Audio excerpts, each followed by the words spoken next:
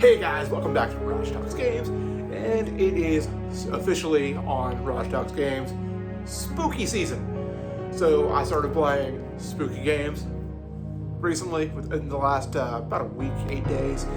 I've been diving into some horror stuff. I talked about it a little bit on the last video, and I was going through September releases and how there's some upcoming horror titles I'm excited for. But let's talk about what we can already play right now, things we don't have to wait for. So my video today, I'm going to cover my personal top 5 favorite horror games that are going to be available to you on modern platforms. So the caveat here is this has to be available to play like on PlayStation 5, Xbox Series, Steam, Nintendo Switch 2. Like they have to be available on those platforms. Does that mean it's exclusive to those platforms? No, some of these you can actually play like last-gen versions of. I know a couple of them here did have like PlayStation 4, Xbox One versions, but most of the stack here, they're exclusive to the current line of systems. So, just full disclosure here, this is my personal top 5. Some of you guys may look at this and be like, why that order? Or, really, what about this game? I like this game better than this game you just showed. Well, again, it's my top 5, so we're gonna roll with that.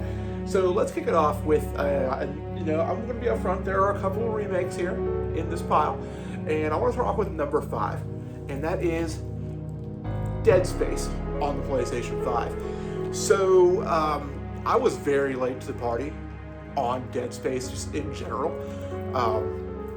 Shout out to my one of my good friends, Michael Bonner. He, for years and years and years, would always tell me how great Dead Space was. Like, one of my favorite games, Dead Space and Dead Space 2. And finally, around the time that we were doing our podcast, Heroes of Gaming, I finally decided to go ahead and give it a go. And if I remember correctly, I'm pretty sure he actually bought me a copy of the game just so that I would play. Of course, at the time, it was only like $10, $20. This is a remake. But it is 1-to-1. The version that I had originally played was the original version, which I ended up playing it I got it on the Xbox Marketplace, played it on Xbox digitally. And I will admit, guys, I missed out for a long time on that game.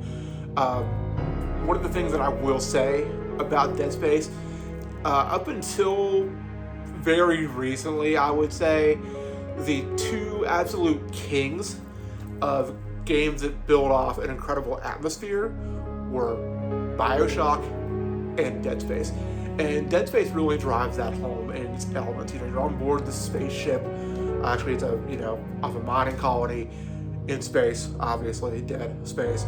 And you're playing as Isaac, who is an engineer who works on that mining colony ship.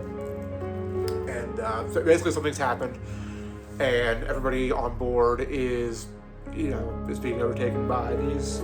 I don't want to go really too much into spoiler detail, but things start looking good on the ship. People are dying, people are dead, people are transforming, and that may be a little inaccurate because I haven't played this in a good while, but one of the things you're trying to do throughout the game is you're trying to get to your girlfriend, you're trying to get to her, to reunite with her and get off the ship. I'm going to leave this spoiler free, but as you continue to go through, there are great boss fights. Like, it's really fun, like, unique weapons like the line cutter. Like, I rely on that most of the game. It's just a fun thing to use. And the cool thing is, like, when you're playing that, like with the line cutter especially, you're not relying on traditional weapons. Like, that's one of the tools he uses for engineering. It was not meant to be a weapon used on, creatures or anything like that. But here we were. So if you have not played Dead Space yet, guys, I would say like the original is worth playing. However, like, truthfully, again, this is a 1-to-1 remake. As I'm pointing it backwards, this is a gorgeous game. I do recommend this remake. This is available on PC, Xbox Series, and PlayStation 5. There was not, I'm pretty sure that this did not get a previous gen release. I think this was just strictly limited to current gen games. So next up, and I had went back and forth between this and another entry higher on my list because I wanted to keep these two separated for a reason. So I sandwiched one at number 2, one at number 4, and put a game that I kind of like a little better than this one right there in the middle of the list. But at number 4, this might truthfully be one of the scariest games I've played. This was kind of like a, I don't want to call it a reboot of a series, but it was kind of they pressed reset on the series after a couple of entries that really went off the wrong direction from what the original vision was. And this game is Resident Evil Village. This is the Gold Edition for the PlayStation 5. So it did get a PlayStation 5 upgrade. This was originally released on the Xbox One and the PlayStation 4. I'll be honest, in my opinion, this is the scariest Resident Evil game. You're just trapped, you're in this murder house, and your wife is there. She's been missing. You've gone then to Louisiana to find her. You're like in the bayou backwoods, and you find this compound, and there's a couple old houses, and there's way more going on than what originally meets the eye when you get there. This is the start of a 2-part story for sure, which carries on to its sequel, Resident Evil Village, or Resident Evil 8, starring Ethan Winters, your main protagonist. And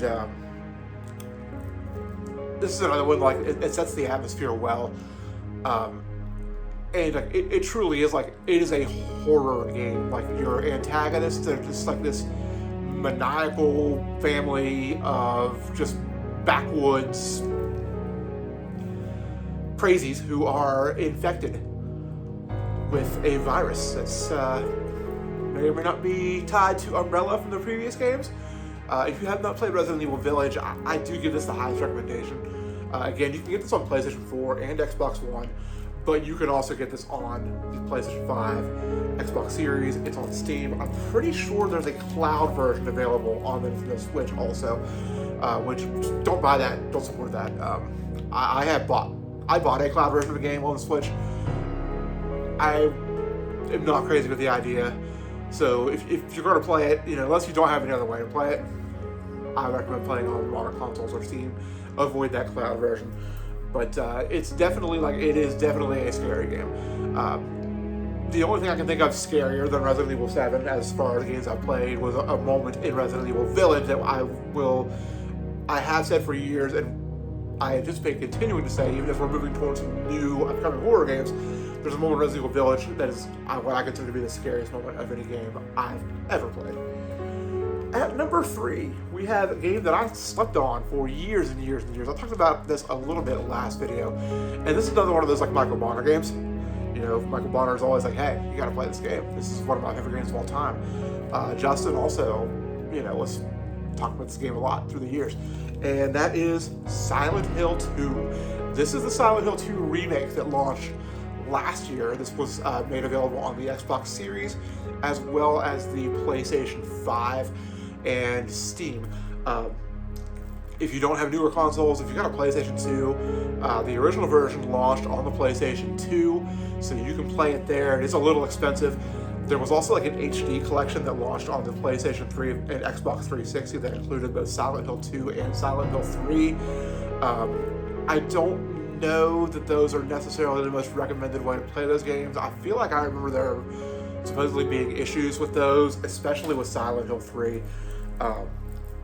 So Silent Hill 2, and again, one of the things you're going to hear me say a lot of in this video is atmosphere.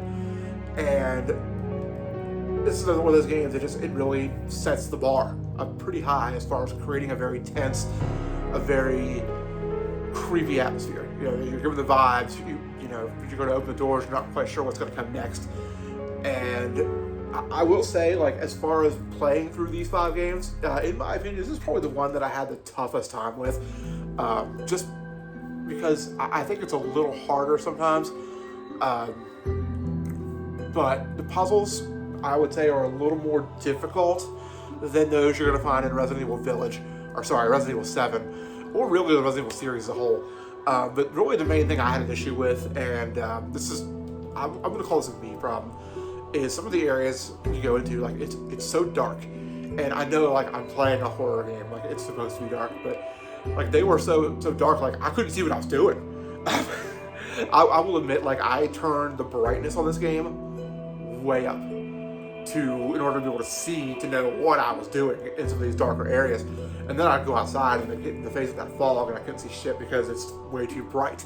So I found myself going back and forth, adjusting the brightness on the game in order to kind of like best fit where I'm at. Pyramid Heads, kind of like a signature enemy of the Silent Hill series. They're super spooky. Love them.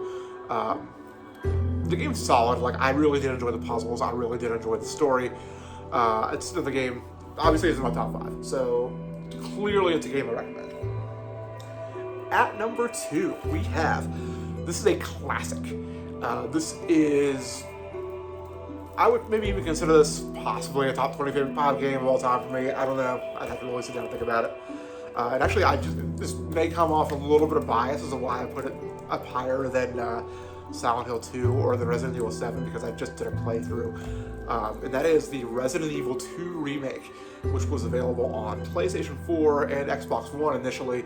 Did get Xbox Series and PlayStation 5 upgrades. It's also available via cloud version on Nintendo Switch and Steam. You can also play the original Resident Evil 2 a number of ways.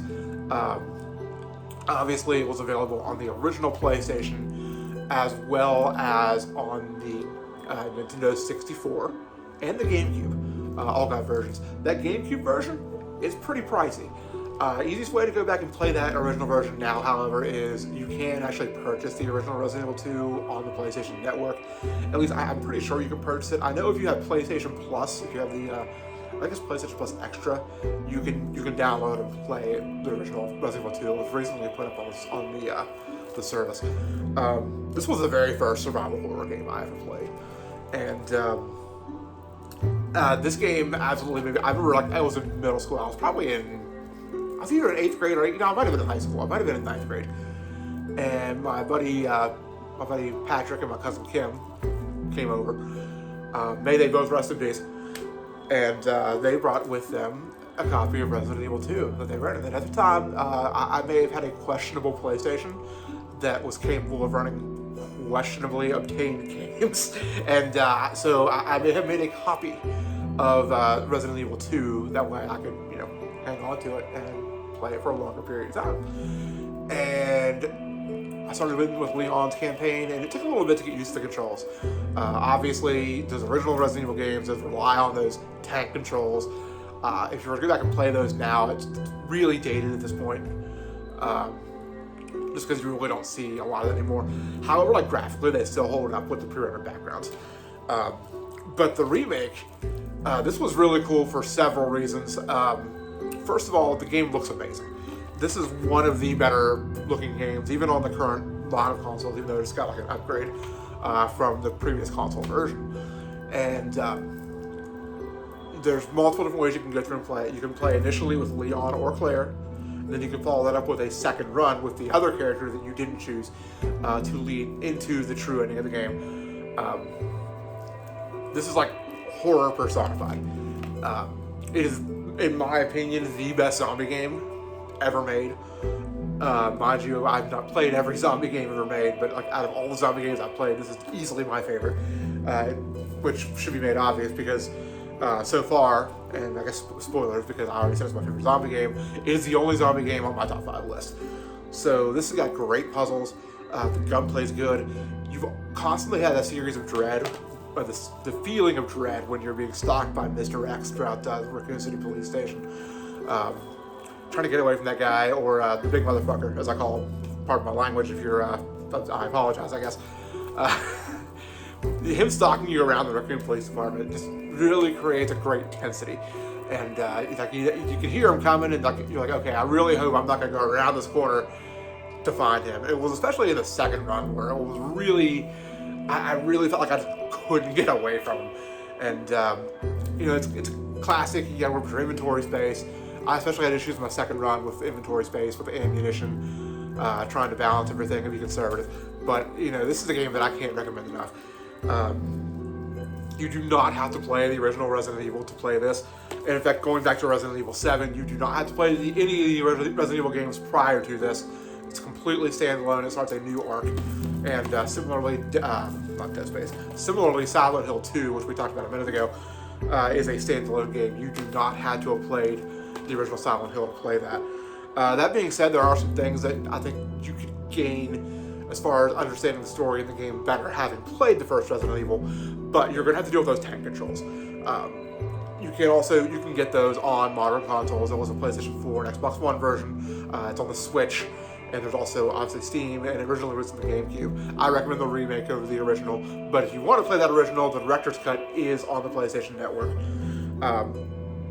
And I recommend, if you're going to do this, play it as a trilogy, play 1 and 2, and then play 3. 3 is not as good as the first two, but it's still a good game. And finally, this is not only my favorite horror game that's available on modern consoles, this is my favorite horror game of all time.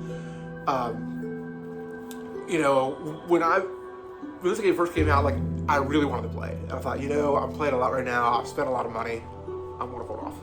And then my wife went to Disney, and I'm sitting at home for the week. It's peak spooky season, we're rolling up on Halloween. Finally, it's Halloween night, and I'm like, you know what? I'm biting the bullet. I think I can afford to buy this. We're just going to do it. It'll be okay. That is Alan Wake 2. So, first thing I want to note on this game. You may remember earlier in the video, I referenced BioShock, and I referenced Dead Space for the phenomenal atmosphere. This game is the king of creating atmosphere. I literally have nothing negative to say on this game.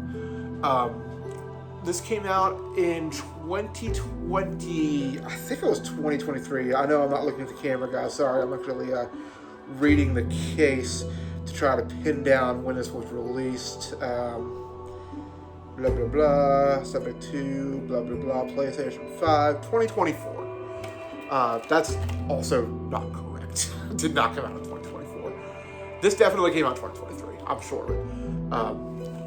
So, first off, definitely, disclaimer, if you have not played this, play the original Alan Wake first. There is a remaster of the original Alan Wake that's available on the PlayStation 4, Xbox One, PlayStation 5, Xbox Series. If you're feeling a little frisky, you can actually play the original. I believe it's still on the Xbox Marketplace. You can buy it and download it. The original's on Steam, the remaster's on Steam. You can actually also get the remaster on Switch, although I don't know how it is now, but when it came out, was not a good port at all. So I recommend playing that just for story purposes because it does tie in here. But then, is it a great game? No. Alan Wake, the original Alan Wake, I don't even know that I put it in my top 10 or 15 horror games, but it is worth going through to play this. Not only do I think this is the best horror game of 2023, I'm not entirely sure, this might be my favorite game of 2023 in general. And that's saying something, because that's a year where we got, in particular, Legend of Zelda Tears of the Kingdom came out that year. That was my game of the year in 2023. And of course, we also had God of War Ragnarok had come out that year. Actually, no, it was God of War Ragnarok. I think, you know what? I feel like maybe Tears of the Kingdom did not come out in 2023. It came out in 2024, I believe. Anyways, the more I look back, I think this was actually my favorite game of the year it came out. Even though, I know a lot of people say Final Fantasy 16, but Alan Wake 2, guys, was incredible. It brings the spookiness correctly. It builds an amazing atmosphere. There are two playable characters who both have very intriguing stories. Great puzzles, again. And a little later on in the game, there's a particular act that is very unique to a horror game that you've never seen anything like it. In fact, it was so popular that it got its own moment at the Game Awards. And that, truthfully, might be one of the coolest segments in any game ever made.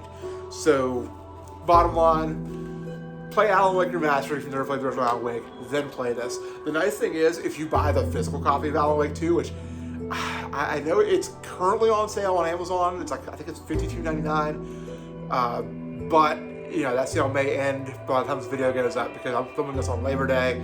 This isn't going to go up until Wednesday or Thursday, I don't think. So, anyways, play this. Play all those games, really. Play all those games. Halloween season's coming up. Never been a better time to dive into those horror games than right now. If you're looking for something a little newer, I did touch on in the last video, there are some new horror games coming this month. Hell Is Us has some horror aspects, which I do have it. It's coming. It'll be here on launch day or Friday, so Thursday or Friday. And also Chronos is very promising, as well as Silent Hill F. So there's lots of great games that are already out there to play, horror-wise, on your new systems, and even more still to come. So until next time, guys, we'll see ya.